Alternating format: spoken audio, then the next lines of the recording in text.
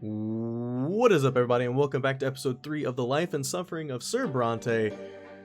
This is me, GamerKnoob, and we are gonna go into our next years. We got through childhood. We're gonna probably try to read through the entirety of this Adolescence chapter. If it's comparatively as long, we'll do what we did last time and split it in the middle. If it's longer, I don't know. It depends on how much time it really takes, honestly. It looks like it's gonna be about a comparative amount of time, and then this is gonna be the longest one, but we'll see. But Adolescence, let's see what happens. Get ready. I was growing up fast. What? The school, the streets, and the whole wide world awaited me beyond the gate of my parents' house. There's voice acting? Excuse me?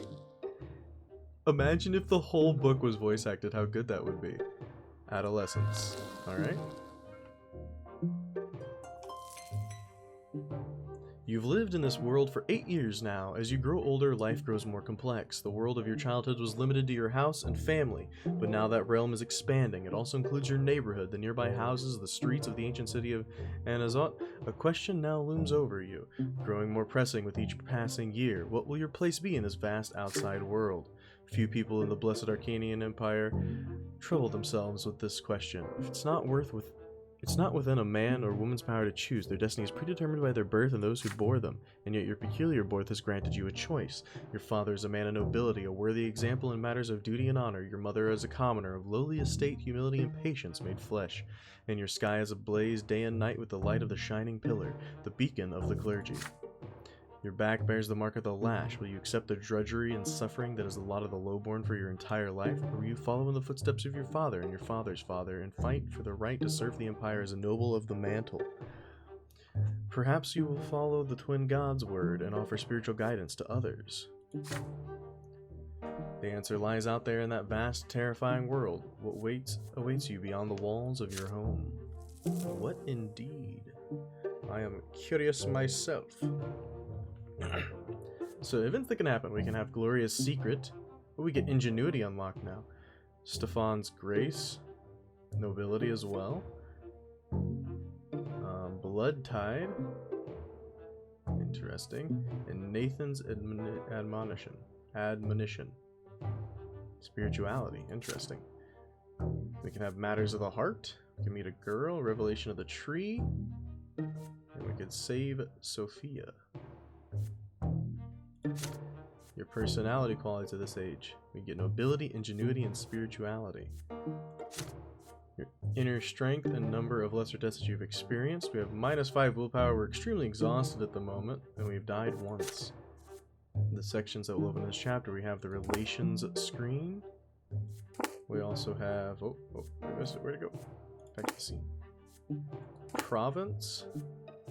Oh, okay. And map of the empire. Oh, this is really cool. The game just like opened up so much, I feel like. Alright, let's see what it's got in store for us then.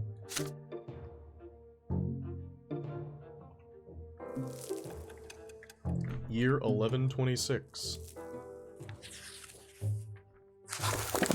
Boy down the street. The family expects more and more of you as you grow up. The teachers and the tutors hired by your father keep you on your toes all the time. Your life these days is dedicated to studying for your future, for the future of the Brante family. Your younger brother Nathan keeps growing up too. You can hold a conversation now. You never refuse him when he comes to play, provided you have a bit of free time between your demanding lessons. It is a rainy day today. Father and mother have gone to the ball, and they left Nathan in your care. You lose track of time over the books in the sitting room, and Nathan goes off alone to splash in the creek. Soon you hear his voice begging you to come outside. He is on the porch, sobbing, all covered in dirt. You walk up to him as he continues to bawl. It's all that kid. He pushed me into the ditch and he called me names. He said I was fancy pants fool. I said I'd call my brother. He's still there. You have to go punish him, noob. Nathan points at a lopsided wooden house farther down the street where the poorer artisans live. You see two boys lingering there on the porch. They are clearly both commoners, but far from poor. One of them is almost as tall as Nathan, and he frowns in a funny way, just like him. The other looks older, almost your age, but he is more broad-shouldered and taller. His name is Thomas. You've heard it before. There, noob, that's him. Nathan points at the younger boy and hides behind your back. Thomas grins and rolls up his sleeves to reveal strong forearms. He must have been helping his father with manual labor for quite some time. Listen up, rich boys. We don't give a damn about you or your friendship. We don't let nobody call our home a stinking rat hole. Your little brother earned his ditch dive. Well, maybe next time he'll dress normal and stop picking fights with people who can throw him in the mud. Your hands clench into fists before you react. Nathan called them names first, no wonder they did the same, that's how it goes, but pushing your brother into a ditch is a little too much. Thomas stands tall in confidence, he sees no threat in you. You're about to get ready for a fight when you feel a tug on your sleeve. You turn your head to see Nathan, the one who started the whole mess. Yeah, well, listen to what he has to say. Nathan keeps tugging on your sleeve harder and harder. Finally, you turn to look at him. Don't fight him, please. Look, he's huge. Let's go home. Who cares about them? You're all sweaty. Are you going to listen to your little brother and walk away like a coward? All you rich boys are chickens. You do nothing but squawk, and when the push comes to shove, you run home to mommy. Now he's done it. Your patience just run out. You swing at Thomas, and he jumps back, surprised by your assault. It takes him a moment to compose himself, but now he's ready. His fists cover his face, and he attacks you with a quick jab. Now it's your turn to take a step back. You start trading blows, huffing and puffing with rage. The younger brothers gawk in the awe at the sight. Thomas does not resort to fancy moves, dirty tricks, or stupid taunts. He displays nothing but skill earned in many a street fight, and his heavy fist aims for your head. You keep dodging him again and again, trying to reach him, but he takes a couple of glancing blows, but easily shakes them off. What a bruiser. You start swinging your fist with greater and greater fury. Your heart is pounding like a hammer. You see nothing but foe in front of you. How much longer will this take? You're worn out. Your breath grows ragged, and your muscles grow heavy, but there is no way you can give up now. Nathan is watching you. Desperate and out of options, you swing and punch Thomas square in the nose, then immediately let his fist smack you in the temple. The blow rings through your head like a bell and blinds you for a moment. The world swims before your eyes. You clutch at your head to get your bearings. Thomas is standing in front of you, blood dripping from his nose. You no longer want to find it out, and it seems that your opponent would rather end it too. But you keep standing there, eyeing each other angrily. Suddenly, you hear an angry shout right next to you. An enraged man in a craftsman apron is shaking his fist. Thomas's face contorts in terror right away. It's my father! Run! Punishment for fighting is flogging, and the mere prospect of that makes you run like the wind. Thomas sprints in front of you. You dash across the rotten planks of the back alley, up and over a lopsided fence, across a giant puddle in one leap, and then fall forward into the tall grass. You hide there and stay quiet. You hear no sounds of pursuit. You exchange glances with Thomas and start laughing. His laughter is loud and infectious, but he soon cuts it short and grows sadder. I'm gonna get flogged anyway. My dad's always quick to give me a beating, and then he'll start nagging me about the lot and the prayers for days like he always does. Why do I always get myself mixed up in this stuff? But fighting's the only way to prove you're worth anything, right? The adults didn't see you fighting, you tell them, so all you have to do now is convince them you weren't. Nosebleeds happen, right? Mother gets nosebleeds all the time. Well, we could try it. Let's hope our little brothers don't tell on us. I'll talk to mine. There's a scratch in your head. Don't let them see it. Good thing I didn't hit you in the face. They're good as new. You assure him that Nathan will never tell, and in return you'll make sure he behaves himself so he won't get tossed into a ditch again. With that, you shake hands with Thomas. His handshake is as strong as you would expect based on his fists. You make your way out of the tall grass. You need to leave before Thomas's father goes to your family and complains about you breaking your law. You come back to a realization on the way back. You have no idea the place where you were hiding even existed, and it wasn't too far from home. Thomas smiles in excitement when he hears this.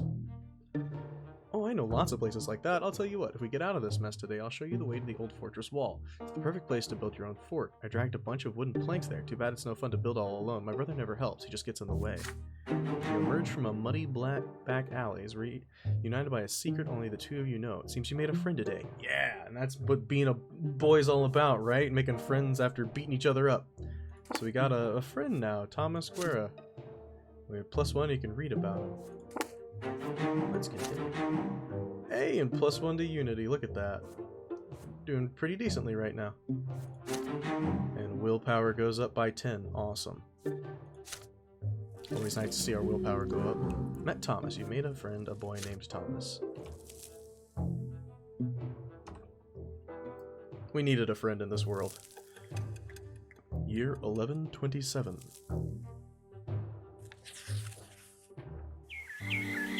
Riders on the road. It is blistering hot today, even for the sun-parched land of Magra.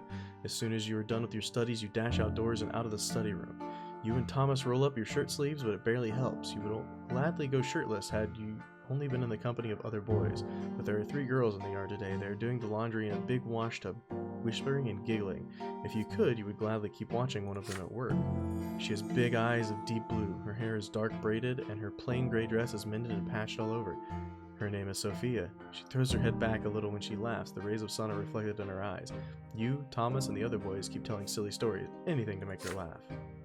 You sure love telling tall tales, noob. Oh, I remember this one time. But then Sophia hears a voice calling her home. She nods to you and runs across the street, smiling. Her light steps carry her forward, but her eyes are looking elsewhere. But then a stone on the road catches her foot. She stumbles and falls flat in the dust. The street starts shaking from the thundering of hooves. Riders appear on the road from around the corner. They bear a coat of arms you recognize right away, a sable serpent blade upon a field of vert. It symbolizes the Melanidas dynasty, the family of your province's archduke. The horses dash forward. A lost wooden toy on the road cracks under their hooves. They will not slow down. They are nobles, and the rest must make way for them.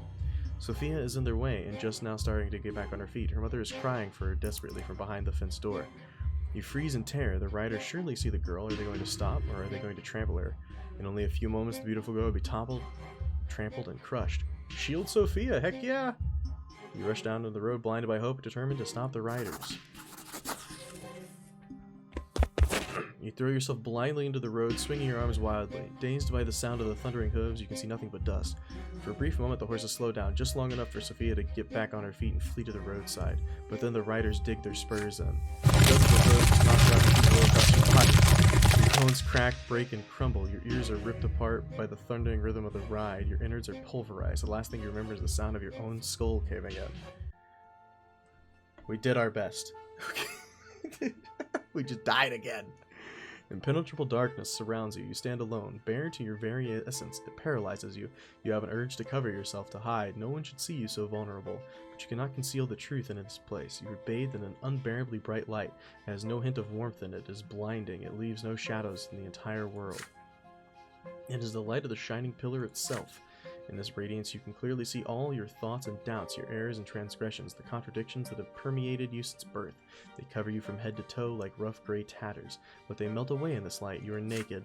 You feel liberated and whole. It is as though all the wounds and cracks in your soul have been healed, making it the way it should be. It is as though the scales have fallen from your eyes, and you see true shapes of things now. These are the laws by which the world abides, the grand design that moves itself. You tread a path that is barely visible in the blinding light, giving shape to everything. In this light, you see the infinite complexity of the world, from the tiniest leaf to the enormity of the empire. And this world maintains its balance by virtue of law that was embedded in it during the act of creation. Ahead of you, two figures are waiting on the path. They are gigantic, many times taller than a man. The elder holds a lash, the younger a sword. The younger gazes at you sternly, coldly.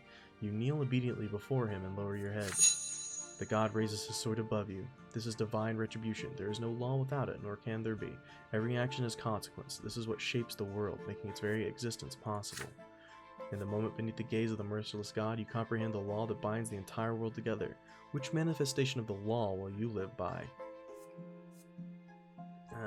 Empire, the lot. I don't believe in the lot. I like family, but I don't think they're law. Your life's work shapes the world, and thus you influence the great law itself. You are the embodiment of law. I don't think we're the law. I'm not against the law. I think I'm gonna go with cause. Your life work shapes the world, and thus you influence. We can influence, but we're not the law itself. The blade flashes.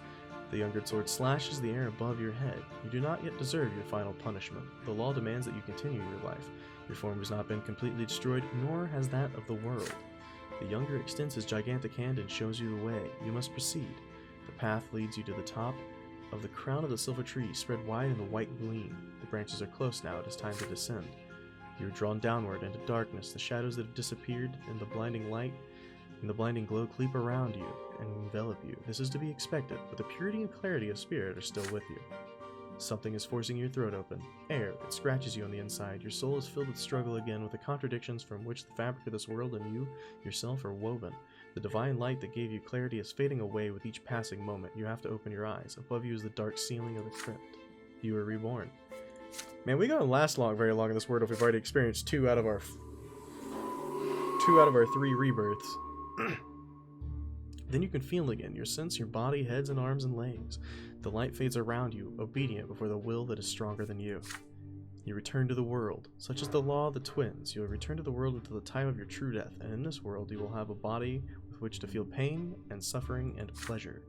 You smell a sickly, moist odor. You open your eyes, see the figures of mother and father in the gloom of the family crypt, speaking to each other quietly. They stop as soon as they hear you gasp. Mother runs to you and locks you in an embrace as father wraps you in his cloak. Neither of them say a word as they lead you out to the surface and back home. You've met a terrible end, my son. You were trampled by horses. Don't be so careless ever again. The lives you were granted by the twin gods are not to be wasted so recklessly. You would be punished for this, but the twins have already meted out their punishment.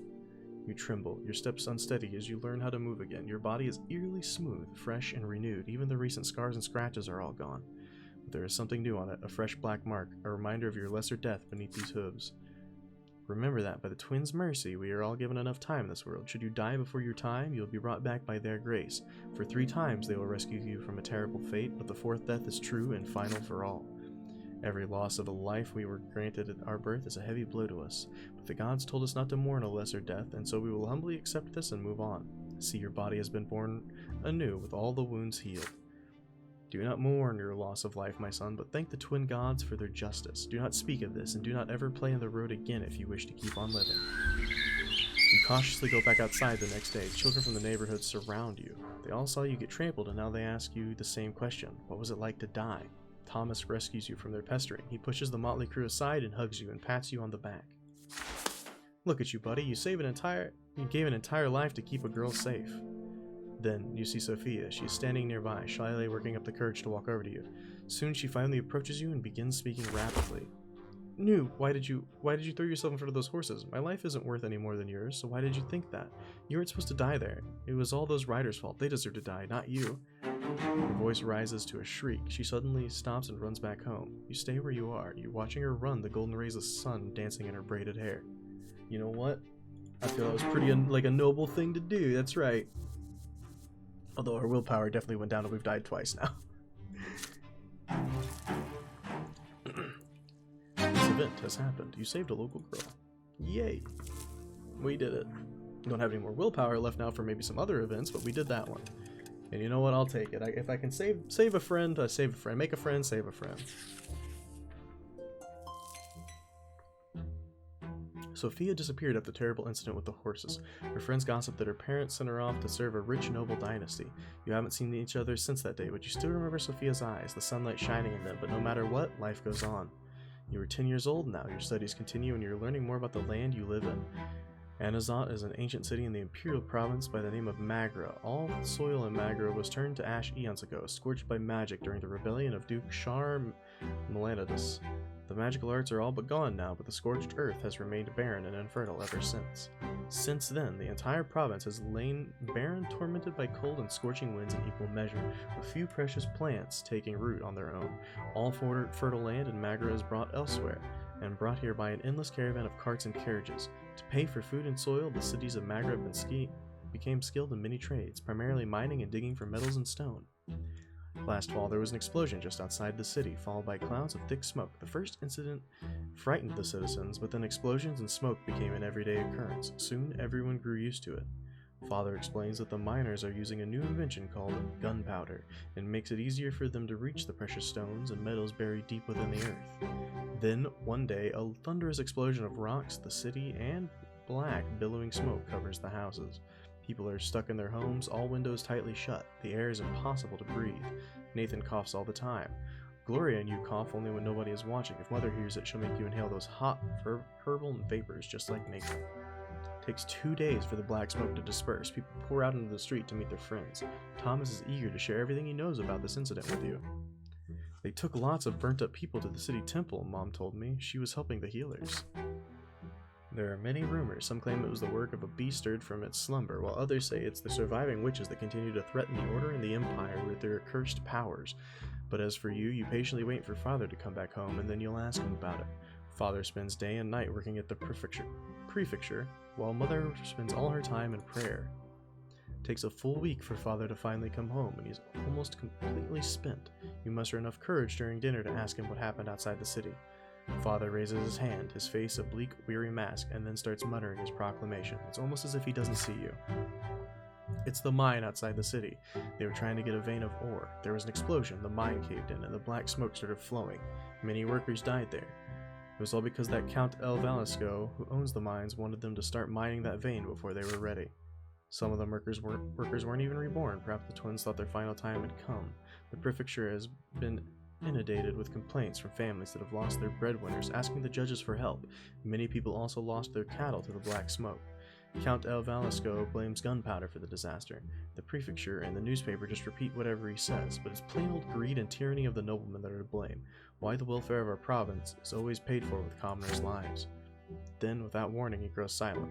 You keep thinking about it for days. Can a human life really end so easily? A single moment of bad luck and you die only to re-emerge from the temple or the family crypt with a new black mark on your arm? Or worse, you remain where you fell, dead, never to be reborn again. Ever. You've died twice, my friend. Well, the peace went down, or the order went down, but at least we're still at peace. But the wealth went up. Yay! You need both. You need both. Stefan's arrival. During lunch, Father tells you to stay home in the evening and prepare to meet some important guests.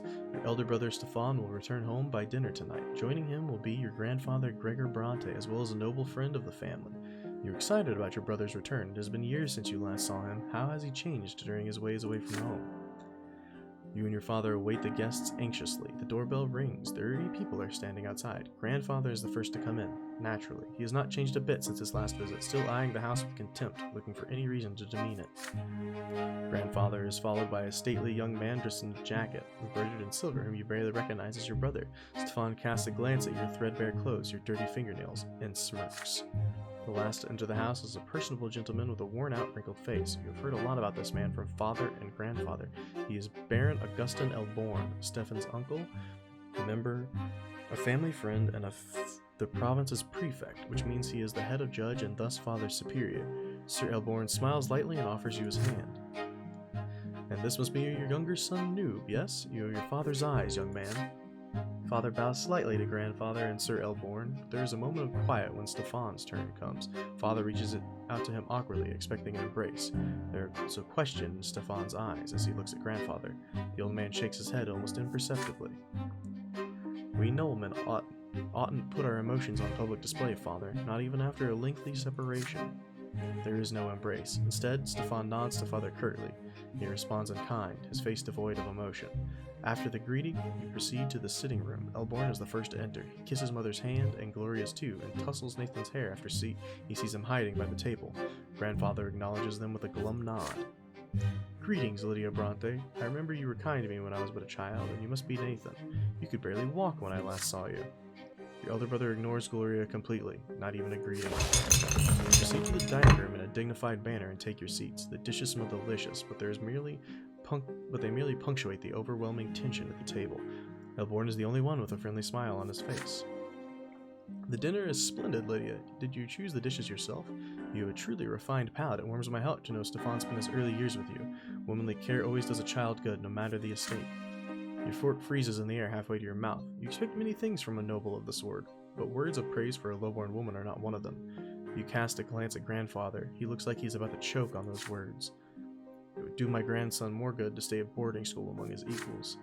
Please, Gregor, parenting is no more or less important. Nothing can replace a mother's love, I cannot deny it. It saddens me greatly that my late sister could not be there to raise Stefan. But there was still a family for him, and he was surrounded by love. How bad could that be?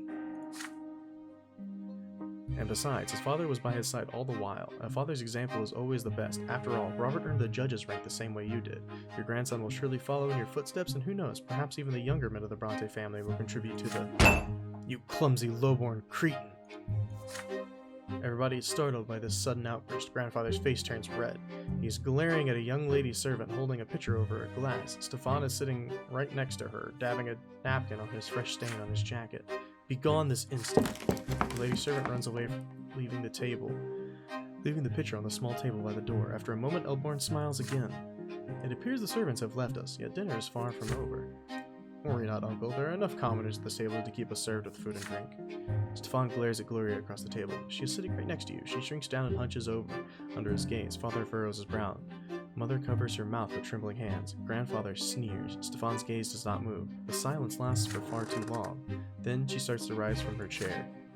If the Brante gentleman so wish it.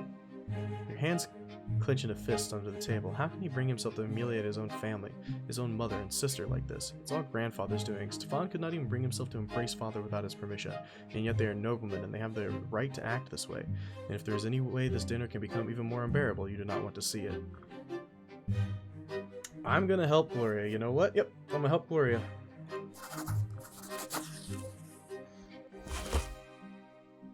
You deliberate for a moment and then take the napkin off your lap and rise to join Gloria. A moment later, you hear the sound of another chair moving. Your mother joins you. Three of you now refill glasses, serve food, and clear away dirty dishes. Sir Elborn tries to make small talk with Father, but in vain, so he focuses his attention on Grandfather and Stefan. Grandfather is pleased to inform of Stefan's achievements at the boarding school, especially his exemplary skilled fighting skills. He constantly stresses the importance of your elder brother for the future of the family. You listen to him dispassionately as you continue serving new dishes to the table. As you wait at the nobleman's table, you, your sister, and mother never bump into each other. Your labor is impeccable. Grandfather could not have found a fault with it even if he tried. Your shoulders and back are aching, but being a manservant inside your own house hurts even more. When the guests finally leave, Mother and Gloria embrace you with relief. You did not neglect your relatives and share their humiliation, and the composure that you have shown gave you new strength. I like Gloria. Gloria's always been there for us. We're going to always help Gloria if we can. Also, we are full of power. Sorry, I just saw that and it made me laugh. Oh, I love it. Year 1129. The dropped handkerchief. Hot, dry winds sweep through the city from the barren lands around it. The noble residents of Anazat prefer to remain in their chambers, while the commoners huddle in tents or in the shade of the silver tree. You are on an errand right now. Your father wrote a letter to a noble acquaintance, and you are to deliver it. Thomas, the boy down the street, is tagging along. The two of you are inseparable now. The errand is an easy one, so you decide to take this opportunity to loiter around the part of Anazat where the nobles live. So here you are in the middle of the city square, resting on the ancient brickwork by the old fountain in the merciful shade of the gargantuan silver tree. Thomas is by your side, lazily slouching on the edge of the fountain's basin. It's a hard life for commoners like you and me. Either you break your back in a workshop day and night, hoping someone will buy your goods someday, or you become a manservant to some noble. You never get a chance to enjoy life. This is our lot, you remind him. We work and endure and suffer, but Thomas waves your words away. Yeah, I know that already. Mother keeps drilling that stuff into me. We must be humble. Our strength is patience and persistence. So yeah, I say, but I want to make my fortune no matter what. So how ain't that living by my lot, I ask you? But the lots, they ain't easy. Let's take you, for example, Brante. Your father's a nobleman, but even if that didn't make you one, just look at your hands. You never had to work as hard as me, but we have the same lot, so we're supposed to suffer the same. Or look at your father. He's a judge. He toils at the prefecture day and night doing his judging, and he's a noble. I've never seen an Arknian do work as hard as he does. You shrug. The Arknians are a different race. The books say they were born to rule over humans. They are never commoners, always nobles of the sword by birth. They founded the empire after subduing all the human kingdoms on the continent. Humans will never be their equals. Arknians are always better, smarter, stronger, and their skin is a noble shade of blue. If the books are to be believed, of course, you have never seen one yourself. Idle chatter is suddenly interrupted by a rugged-looking guardsman dressed in black and green. He chases you away from the fountain. Common rabble like you have no place here. You hear the clattering of hooves and wheels against the cobblestones and see flags bearing a coat of arms, a sable serpent on a field of vert. It makes you squirm. It was the Archduke's coat of arms, the Melanidus dynasty. The carriage door opens, revealing a young lady in a luxurious dress. You cannot look away from her. Those dainty shoulders suggested, but not revealed by the cut of her dress, her black hair cascading over them, her stately slim silhouette, her pouty lips and prim nose, and those eyes dark like the night sky. The way she moves, fluidly, gracefully, and most incredible of all, her skin glows in azure blue. She's a masterpiece given life. She is an Arknian. Clear the way for me. The Melanidus guardsmen quickly work to clear the way to the fountain for the Arknian lady. The searing sun dances on her skin in a bizarre patterns. With one elegant motion, she reveals a handkerchief, then leans over the basin and wipes her head and neck with its cool water. Well, I'll be. That's Octavia Melanidus, our Archduke's own daughter.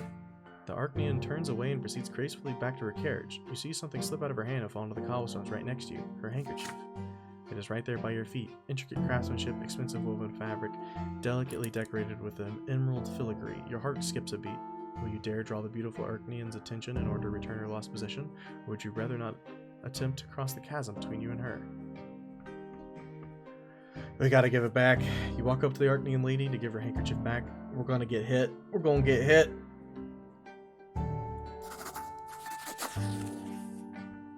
It takes a moment to overcome your fear. You follow the young lady Melanidus and call out her name in a nervous voice. She turns around, her beautiful face marred by a puzzled expression.